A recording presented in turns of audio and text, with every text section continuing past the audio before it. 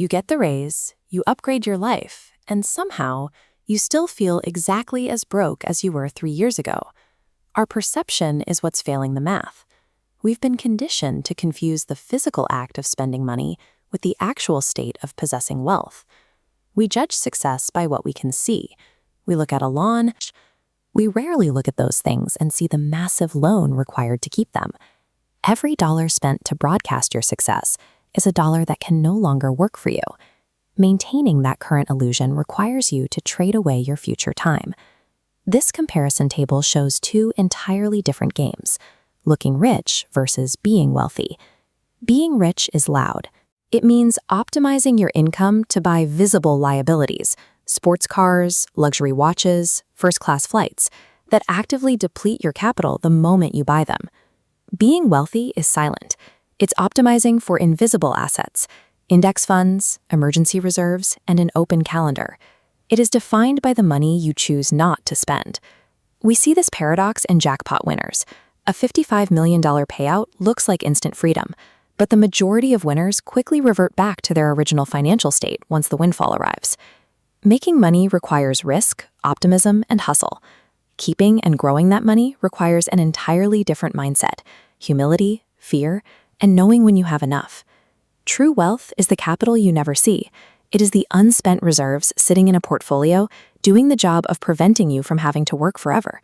If spending everything is a trap, you might assume hoarding cash is the answer. Take the anxious saver, who parks every penny in guaranteed fixed deposits. It feels safe. You check your bank app, the number stays steady, and there is zero nominal risk to your initial principal. This chart shows how inflation acts as an invisible tax.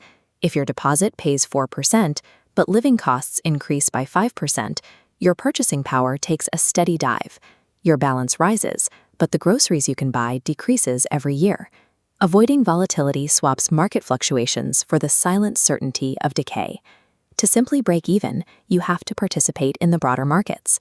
By prioritizing the short-term comfort of a stable bank balance, the anxious saver actively guarantees their long-term financial decline. Then there's the opposite extreme, the temptation to fast-track your freedom through highly volatile bets. This photo shows a Times Square billboard for a meme coin, the kind of cultural pressure that makes watching internet strangers become overnight millionaires feel normal. This sleep versus yield matrix plots returns against mental toll. Fixed deposits offer low yield but perfect sleep. Index funds provide moderate yield and high sleep. Meme coins sit in the extreme top left. Their high yield comes with violent price bounces that wreck your sleep. If an investment requires you to wake up in a cold sweat at 3 a.m. to check your phone, the actual return on your investment is deeply negative.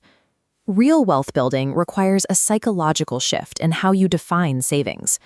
Instead of income minus expenses, try income minus needs minus ego. Needs are your non-negotiable baselines: housing, utilities, and basic food, the minimum required for your life to function. Everything else is ego. The upgraded phone, the premium car trim, the designer sweater. It is a discretionary premium paid strictly to signal status to your peers. Every dollar you spend in that ego category is a direct tax levied against your own future autonomy. When you eliminate that tax, you stop playing defense. You start stockpiling the capital and energy required to engineer your own luck. Engineered luck is a numbers game. It's systematically exposing yourself to low-cost, high-upside actions over and over again until the odds bend in your favor. If you send one cold email asking for a mentorship, you'll likely hear nothing. If you send 100, 95 will fail, but those 5 responses can shift your entire career path. Managing your ego generates the surplus you need to capture those rare, high-probability moments of luck. You can't take those swings if you're trapped paying for a status-driven lifestyle.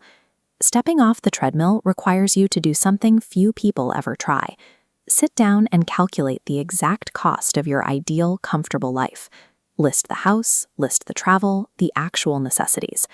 When you do the math without the ego premium, the required number is usually lower than the tens of millions society tells you to chase. This graphic shows the autonomy audit. Calculate your strict needs, cap ego spending, and explicitly define your enough number. Without that finish line, you become a status chaser. You will earn more, buy more, and run endlessly on a treadmill that only speeds up as you go.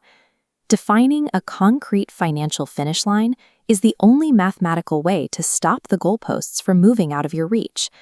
Money has zero intrinsic value beyond its ability to buy control over your schedule. The people who truly win this game are autonomy optimizers. They aggressively cap their lifestyle inflation, especially during their highest earning decades. Instead of upgrading their cars, they use that surplus to build a mountain of invisible assets behind the scenes. There is a social cost to this. You will not look conventionally wealthy to your coworkers or social media followers. Strangers will assume you have less than you actually do. But in exchange, you get the only true luxury, the ability to wake up every morning and dictate exactly what you do with your day. Sacrificing the public illusion of wealth is the non-negotiable price of buying the private reality of being free.